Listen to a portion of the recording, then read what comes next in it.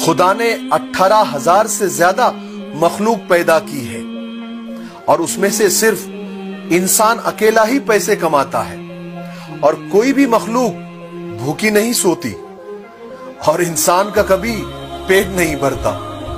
ایک قافلہ اندھیری سرنگ سے گزرا تو لوگوں کے پیروں میں کنکریاں چبھیں۔ کچھ نے اس خیال سے کنکریاں اٹھا لیں کہ جیب میں رکھ لیں کہ کسی اور کو نہ چبھیں۔ کچھ نے کم اٹھائیں، کچھ نے زیادہ، کچھ نے بالکل نہ اٹھائیں۔ باہر نکلے تو دیکھا وہ کنکریاں نہیں ہیرے تھے۔ جنہوں نے کم اٹھائیں وہ پچھتائے کہ زیادہ کیوں نہ اٹھائیں۔ جنہوں نے نہ اٹھائیں وہ اور بھی زیادہ پچھتائے کہ کیوں نہ اٹھائیں۔ اس دنیا میں نیکیاں ہیروں کی مانند ہیں، جو اٹھا رہے ہیں وہی قیامت کے دن مالا مال ہوں گے۔ ایک بھری محفل میں ایک بزرگ نے اپنی مٹھی کو بند کر کے لوگوں سے پوچھا کہ کیا کوئی بتا سکتا ہے کہ اس بند مٹھی میں کیا ہے؟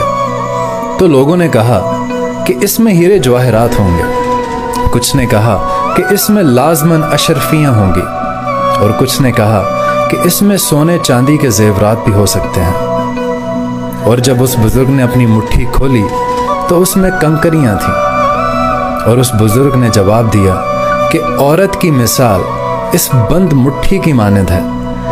اگر وہ پردے میں رہتی ہے تو اس کی مثال ان ہیرے جواہرات اور سونے چاندی کے زیورات سے ہے، یعنی اس کا کوئی ثانی نہیں۔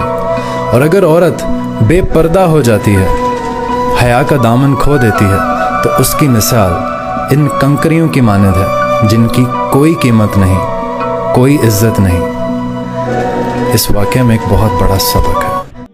کچھ دروازے ہمیں خود پر خود ہی بند کرنے پڑتے ہیں۔ زندگی بھر خود فریبی اور خوشگمانیوں میں رہنے سے بہتر ہے کہ انسان ایک ہی بار خود کو جھلستی ہوئی حقیقت کے روبرو کرے۔ 25 سال کی عمر میں انسان کو ادراک ہو جاتا ہے کہ عشق، پیار، محبت دھوکا ہے۔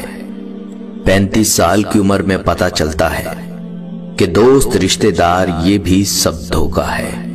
50 سال کی عمر میں پتہ چلتا ہے سگے رشتے بھی دھوکا ہیں۔ 70 سال کی عمر میں پتہ چلتا ہے کہ دنیا واقعی دھوکا اور صرف دھوکا تھی۔